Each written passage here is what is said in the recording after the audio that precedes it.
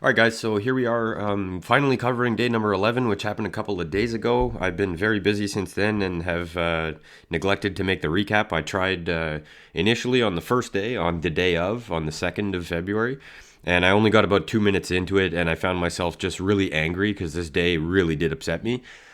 Because it was entirely self inflicted and I felt shitty about it. So I ended up scrapping the idea of making the recap that day, and now here we are a couple days later. So as you can see here, the day we're talking about is right there highlighted with 9 trades total, net P&L of negative $113.04 for a net ROE of 4.5% in the red. And you can see my accuracy is terrible here too, 22.22%, which is 2 out of 9, which is obviously awful. It's definitely not the kind of day, I mean, with that accuracy, I shouldn't have 9 trades. I should have maybe 2 or 3 and then give up. And so what you'll see here as I switch over to my trade log is that I basically got in a fight with Lizzie. That's where most of my trades took place. I had 6 trades on it and only 1 winner. And as I scroll over to the losing side, you'll see a lot of them are pretty small. The 2 biggest came right at the end of the day, and that was my trigger to quit. So I've been thinking for about 2 days of how to even describe this, because at first my thought was everything that could go wrong did go wrong. But that isn't really the case. That's not a very honest representation of what happened. I think more than anything, I really got fixated on Lizzie, and I got upset that I was making mistakes in spots that really had a big impact. So I'll talk about a couple of those. I'm not going to be bringing up any of the charts in this video. Mainly what I want to talk about are these 2 trades right here. These were the same setup, and they ended in the same mistake that I have made at least 2 times so far in this account, which was 2 early stop outs. And in this case, I did it twice. I later did it again on Lizzie at another time down here at $6, but we'll get to that later. So anyway, you can see my entries and exits are almost the same on both of these. It's exactly the same loss in terms of pennies per share. And my stop on both of these was supposed to be 520. So I was supposed to stop out below 520, not at or above. And as you can see, I made the mistake and I stopped out early on both. And looking back now, I do think that those 2 trades where I stopped out early may have been the turning point. And it may have been the point where I should have stopped for a minute and thought about the situation and realized the mistakes I just made and thought, am I really at the top of my game right now? And I think obviously the answer would have been no. But even if I tried to say, well, am I good enough to trade right now? I think the answer still would have been no. And when I look at the other 2 trades that followed, I'm actually not upset about these. I think I don't remember much about them right now, but I remember at the time not being upset with the loss. I remember thinking that the setups were great in terms of risk. You can see I only lost 12 cents here and 8 cents here. And I was okay with that because the profit target that I had lined up for these trades was more than good enough to justify the risk that I was taking. Now, on the other hand, I could look at the last 3 trades that I took on this day and be pretty upset with those. And even the winner is not really all that great. It's definitely not as big as it should have been. I don't regret this exit, however. I am proud of this exit. I predicted that the 650 level that I was looking for a break of would not break. If it did break, my next target would have been $7, and that would have put the trade up into the region where I needed it in terms of P&L. I didn't get that, and I played it safe, and I stopped out in the green for, pretty deep in the green, 7% win.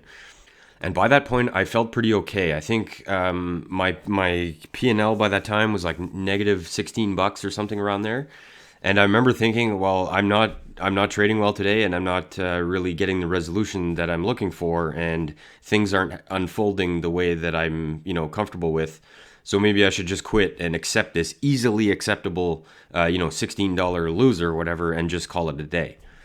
And as you can see down here, I did not call it a day. Instead, in a span of, 6 minutes or so, I ended up booking the 2 biggest losers of the day, and they weren't small. I mean, 11% and almost 8%, those aren't small losers, And so in a relatively short period of time between, 10:07 and 10:43, I booked a lot of red P&L, $145 in losers minus only 30 in winners.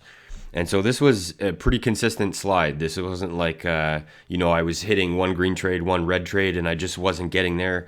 And in those spots, I can excuse myself from the losers, because in those situations where I have like 1 loser, 1 winner, 1 loser, 1 winner, it's typically a case where the stock is just being very choppy and I'm getting stopped out a little bit early or whatever the case. And a lot of the time I can excuse the idea. Like when I think to myself, well, should I quit? I'm not really getting any big results here. I end up pushing forward a lot of the time when it's one green, one red, one green, one red. And I think just having 5 losers in a row here, especially added to my ridiculously tiny winner, which I'm okay with from pre-market, these 6 trades in a row that aren't giving me any kind of fruit, I think it's probably I could have justified at that point just quitting at minus $60 or whatever it was at the time. And even though the losers weren't very big, I think that my mindset by that point had become a bit dangerous in that I was still upset. Even though the rest of these trades could be justified in some way or another, I think that my mindset at this point was still kind of fixated on these 2 trades. And when you have a losing trade in the back of your mind and you're trying to think about a fresh setup, it does interfere with the way that you think, or at least with the way that I think. And I'm aware of that. I have lots of data to support that. And I ignored it, and as a result, I snowballed the situation and ended up with what I consider to be the worst loss, the worst losing day in this account so far. So, of course, all this begs the question of why did this result take place? Why was I unable to stop myself? And why did I get in such a fight with Lizzie? Why did I get so fixated? And after having, calmed down from this day and having the, level-headed demeanor to be able to think about it properly, I think the best answer is that I really lost the battle that I've been talking about a couple of times before between trading styles. And this is something I've anticipated a long ways away, several months away. I think September is when I started really refining my plan for this account. And I knew it was going to be trouble, especially coming off, the simulator that I was using over the holidays. My size was much bigger. My activity level was much higher. I was averaging just over 8 trades per day in that sim. And I think that fact has really messed with me so far a little bit. And the damage has been light, so I've kind of been ignoring it. And I have mentioned it a couple times of even just the last active day here, right here. I said, my active brain is like, go, yes, this is a scalp. This is a quick little winner opportunity. Get in there. And I have to ignore those thoughts because that's not what I'm looking for. And on this day, on day number 11, I really lost track of what I was looking for. And I let myself succumb to the worst case scenario. And the worst case scenario is to try to mix these styles. Damn it. Okay. I really wanted to talk about some other things here. I wanted to go into longer term strategy, talk about some of the things I thought about, some of the changes I might make preemptively, not just as a result of this day, but of, slow progress in general. But I don't have time for that. Unfortunately, I just got called away from my desk and I do have a stack of work to do before bed tonight. And I really want to be active tomorrow. So I'm going to have to cut this off. Sorry about that. The red days, I really like to go deeper, but I can't do that.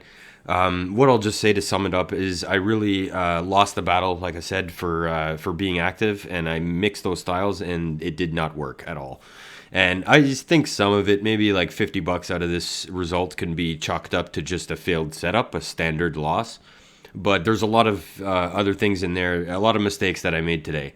There's no question that this is a self-inflicted loss, and had I played better, had I planned better, I could have turned this not only into a smaller loser, but actually a green day.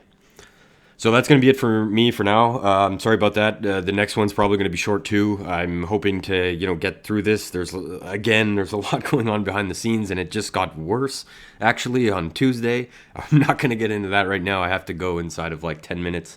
But that's going to be it for now, and I hope you enjoyed it, as brief as it was. And I certainly hope that I'm not going to be reporting anything like this on at least a few days to come.